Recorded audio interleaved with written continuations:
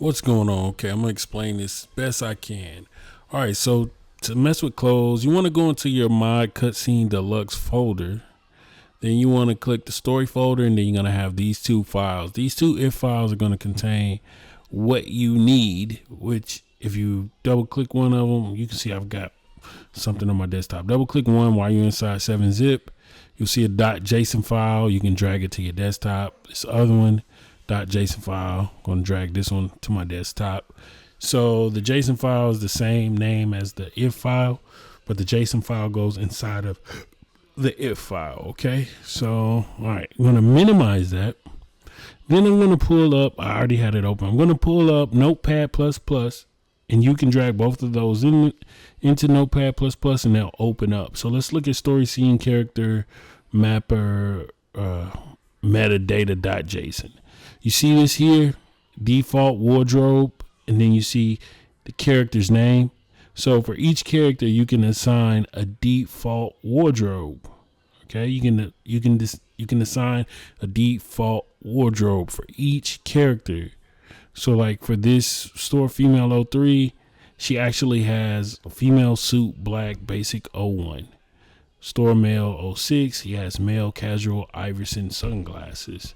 Okay, so what's going to happen is you just need a character. You need to have the character set up in that file and then assign default wardrobe. Now on this other one, story scene metadata, you can actually assign, let me see if I can find something. You can assign clothes through this, but assigning clothes through this is going to be a little bit harder because they all have like an ID number. So like for this one, modded scene 07, this character here is going to wear this clothing. It has an ID number for the clothing. So you would have to literally figure out, what clothing goes with what. So I don't really recommend using this JSON file, story scene metadata JSON file. I recommend using this one here because it's easier to tell because it's named. So you could just copy this and then put that default wardrobe on whatever character is in your scene. So you see all these other character names, but after you do that, you want to save it. It'll save on your desktop, and then you'll drag whichever one you change. So I changed this one right here.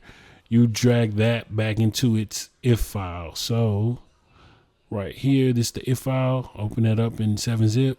And then I drag it in and I click yes.